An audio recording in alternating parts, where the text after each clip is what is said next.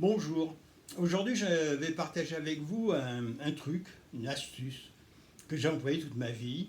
Comme vous le savez, je suis, si vous avez fait la formation avec moi, des veilleurs d'idées, je vous ai donné le concept et vous avez découvert que je suis un autodidacte, même un dinosaure autodidacte, hein, puisque je n'ai pas dépassé l'école primaire, chose qu'on ne voit plus maintenant. Maintenant, tout le monde a le bac. Et donc, il fallait que je trouve le moyen d'avoir un métier, enfin un travail, et gagner ma vie en plus, hein, pas un travail mal rémunéré. Et comment j'ai procédé? C'est simple, je me suis toujours... j'ai gardé ma fraîcheur imaginative de mon enfance, et là où j'allais, partout où j'allais, dans un village, je me disais, ah ben tiens, c'est pas mal ici, comment je pourrais en vivre? Comment je pourrais vivre là? Qu'est-ce qui manque? Qu'est-ce qu'ils ont oublié de faire? Ah ben bien sûr, il y a déjà des petits commerces, il y a un supermarché, il y a ceci, il y a cela. Mais je suis sûr qu'ils ont oublié quelque chose. Et donc je faisais travailler mon imagination comme ça. Et un jour, le hasard m'a emmené dans une grande école de journalisme.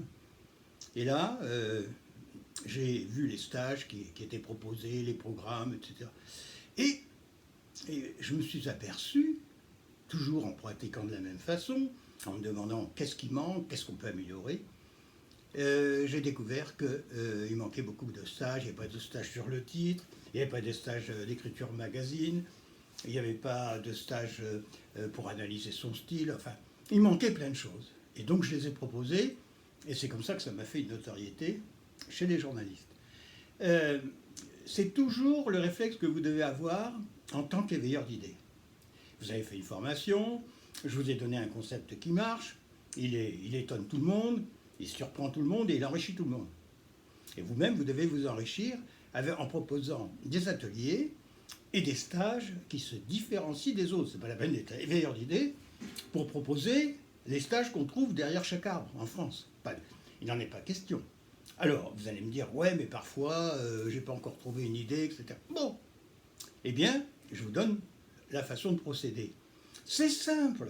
Vous allez aller sur Internet et regardez tous les programmes de stages, d'ateliers qui existent. Regardez-les, lisez-les consciencieusement. D'abord, vous allez dire, tiens, c'est pas mal cette idée-là, mais peut-être elle n'est pas complète. Peut-être qu'on pourrait l'améliorer encore. Ou alors, ben voilà, si je regarde bien, sur 100 ateliers, il y en a 98 qui font à peu près la même chose, qui ont oublié de proposer ça ou ça. Et c'est là que vous allez trouver des idées. Et c'est là que vous allez proposer des ateliers éveilleurs d'idées avec des programmes qui se différencient des autres.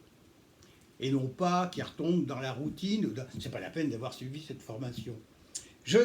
Pour vous convaincre, je vous donne l'exemple de Stihl. Paraît-il, hein, je ne peux pas l'affirmer, mais il semble que ce soit vrai.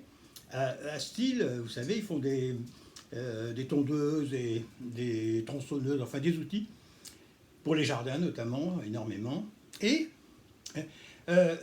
quand ils ont débuté, eh bien, ils ont commencé par vouloir vendre des tondeuses, en fabriquer et en vendre.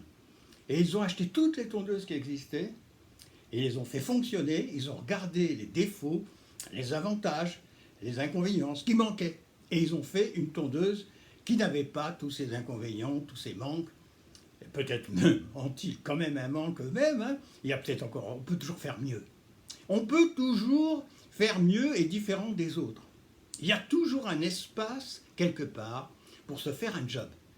Il faut que vous mettiez ça bien dans la tête. Moi, j'ai toujours réussi ma vie que comme ça. J'ai inventé mes métiers en me disant, j'ai rien, j'ai pas de diplôme, j'ai pas d'argent. Pas d'argent. Mes parents étaient pauvres. Rien à faire que de trouver des idées.